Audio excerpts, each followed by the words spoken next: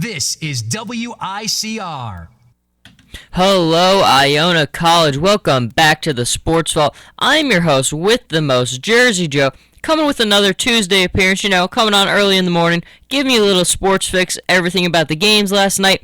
The one thing I do want to lead off the bat in is I'm very happy the picks finally worked, back on track, 13-2 this week, broke the 10-win mark for the first time this season, and exceeded it with another 3 wins, so I'm very happy about that. The only 2 games I had wrong, the New England Patriots and the Cincinnati Bengals, and then the Detroit Lions and the Buffalo Bills. So a very good week. I'm already looking ahead at the picks for this week. It's a difficult week this week. It is. Last week was a nice one to kind of get back on track with.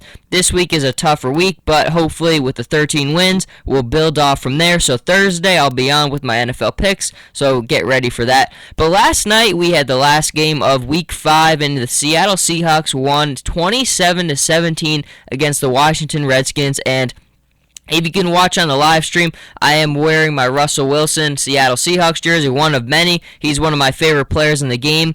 And the one thing that I really like about Russell Wilson is I think there was kind of a perception about him where he was kind of just one of those guys. He was a game manager, a guy who just fit perfectly well into that Seahawks team. I mean, didn't have to do a lot. Great home environment. He's got so much talent around him.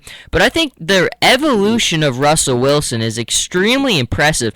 I mean, you look at this guy play the game now, his improvement as in the passing game, making plays, evading in the pocket. I mean, he is becoming a very good player, Russell Wilson. He made a lot of plays. That game was kind of close last night. It was.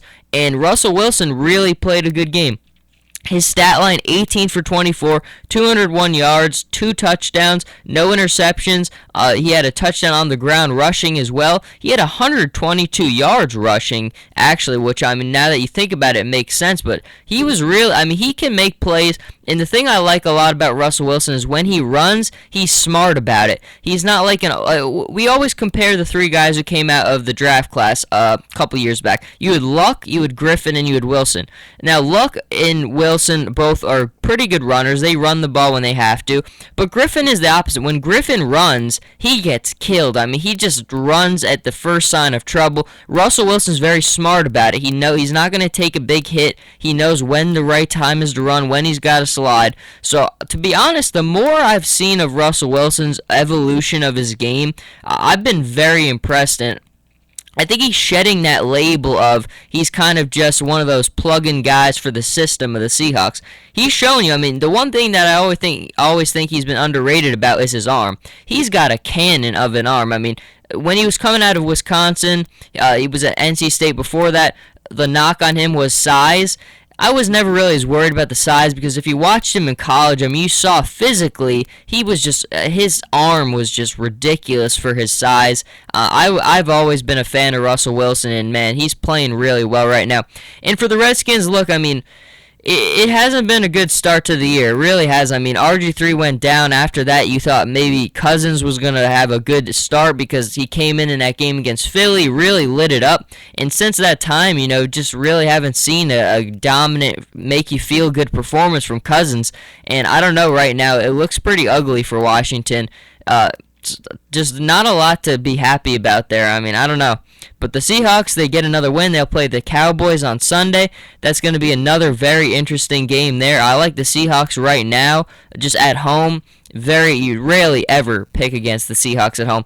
But moving into the baseball front, last night the Dodgers losing again.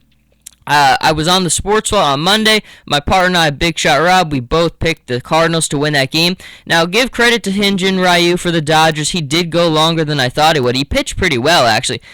We pitched 6 innings. I only thought he was going to be able to go about 4 with being dinged up, but he pitched a good game. Only gave up 1 earned run, that home run, and Ryu wasn't the problem last night. I mean, the Dodgers' problem has just been getting hits. I mean, and I've watched the Dodgers more than any baseball team this year, and one of my biggest concerns about them this year was they just had these stretches where they could just not generate any offense. I mean, they probably have the best lineup start to finish in baseball. I mean, when you have D. Gordon as your first guy, and you can end up with A.J. Ellis and then your pitcher, which don't really count, that's a heck of a lineup. You got Juan Uribe, guys like Juan Uribe as your 6th, 7th, and 8th guys.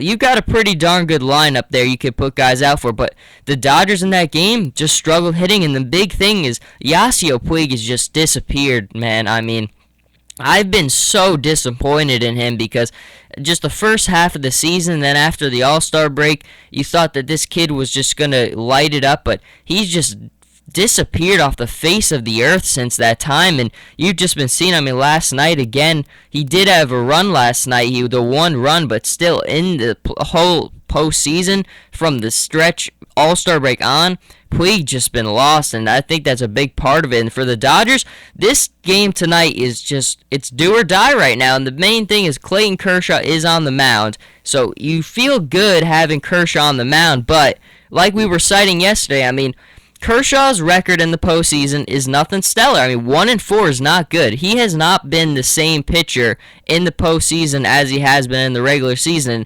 I think that's a fair knock to put on him. But this is the game that can erase it all. You know, Clayton Kershaw last year, the Dodgers were in a similar situation. He was pitched on a couple days rest, and the Dodgers needed him, and he just didn't deliver. I mean, he got shelled in that game, and Clayton Kershaw's in a similar position. Can he erase that, put the bad taste out of our mouth?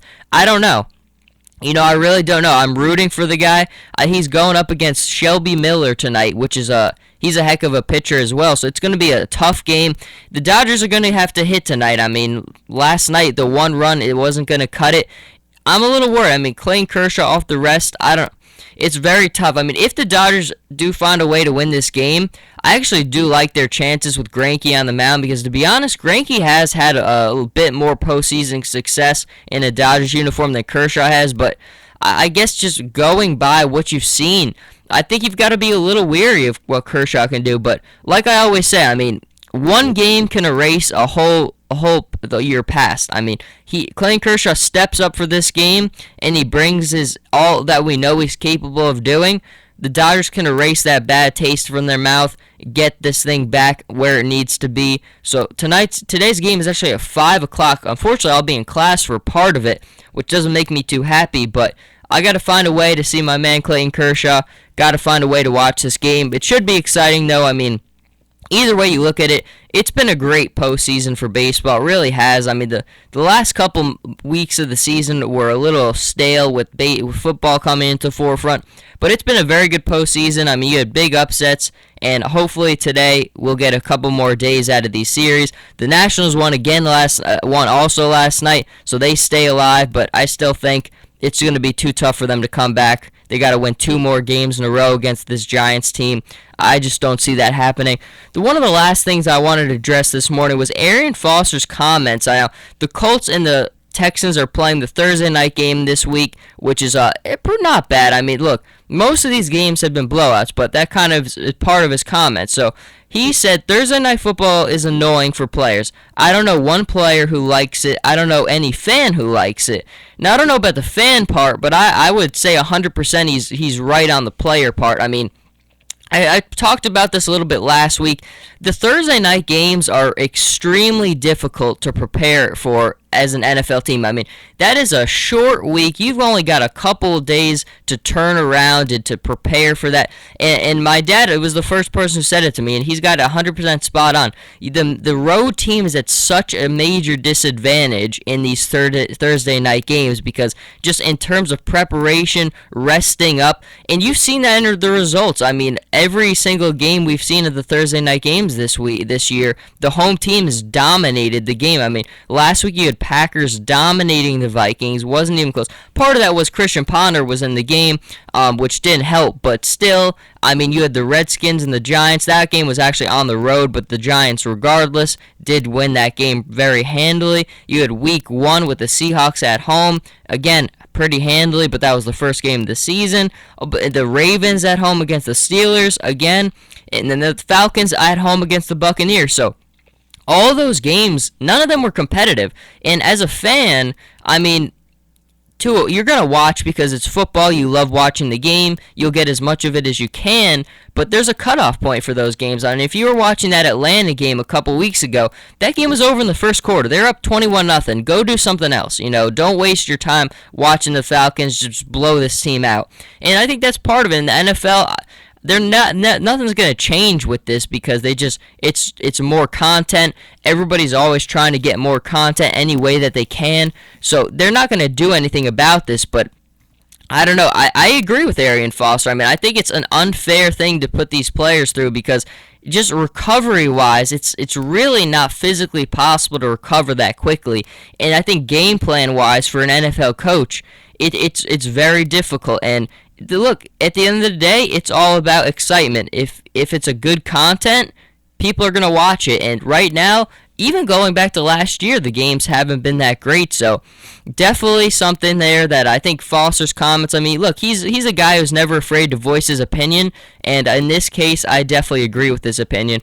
And the last thing to get to, though, I was going to go a little bit in the NBA direction. I mean, we're moving very close into the NBA season, and I'm so excited to start talking NBA season. I mean, if you follow me on my social media accounts, at Twitter, at SportsVaultIona, you know how adamantly I love the Cleveland Cavaliers. LeBron James, I have an emphatic just obsession with him. Probably my favorite athlete currently, and just I'm so excited for the season to come around. It's really going to be a good season, and when we get into the later part of October, Iona College Radio is actually having a radiothon. The opening day, October 28th. So we're gonna have just total NBA coverage on that. The day before is a Monday on the Sports Vault. We'll do our power rankings of the season, get more into it. But right now it's preseason. We're getting a little taste of basketball right now. And last night you saw Kobe Bryant, and he was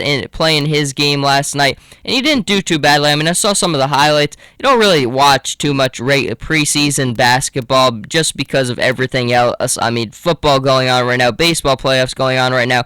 But I followed a little bit. I just want to see how people are moving, and that's probably one of the most frequent questions I get is, what do I think about the Lakers this year, about Kobe Bryant? The one thing you have with Kobe fans is they're still adamant that they still think he's the best player in the league. They still don't think that there's going to be much of a drop-off in his play. And the main thing, you got to look at Kobe Bryant. I mean, you got to be realistic. This is a guy who's coming off 2 major injuries. He's in the major later part of his career, and there's just not a ton of talent on this Lakers team. I mean, they're definitely better than they were last year talent-wise. Carlos Boozer and Jeremy Lin are major upgrades, but they lose Jody Meeks, who was one of their more consistent players last year. Nick Young is going to be out for a while. Look, Nick Young is what he is. I mean, he's going to shoot the ball 20 times a game. He never thinks he's going to miss, but he can score the basketball. And so the Lakers as a whole, they're not going to have a good year. I mean, the West is just way too difficult. They're not going to be as bad as last year. They've got to buy in on the defensive end. I mean, that's the first thing that Byron Scott should just be. The second they all came into training camp, he should have just shown them all those plays last year where they just missed defensive errors. I mean, especially that game against the Clippers where they gave up the most points in their franchise history. I mean, it was embarrassing defensively last year. Now, Kobe's on the court again this year. I hope he gets to stay healthy. I mean, look, regardless if you like Kobe or if you don't, he's one of the greatest players of all time. It's just been a joy to watch him play, and when it's all said and done, it's one of those guys where you just got to reflect on it and just enjoy what you were able to see. I mean, you saw a guy, maybe nowhere near as fierce a competitor as Michael Jordan, and as close to it as you could possibly have gotten, and it was just a joy to watch him play. So I hope that he stays healthy. It's going to be tough for him seeing him because they really are going to just struggle this year. It's going to be kind of watching mediocrity with the Lakers this year, but you know what? Whenever Kobe's on the floor, you've got my attention, so definitely we'll keep an eye on that. But that is going to do it for your little Sports Vault recap of the day. Moving into the day, got those big baseball games tonight. To the forefront later, we'll be on with the NFL picks. So thank you for tuning in, and everybody have a great day.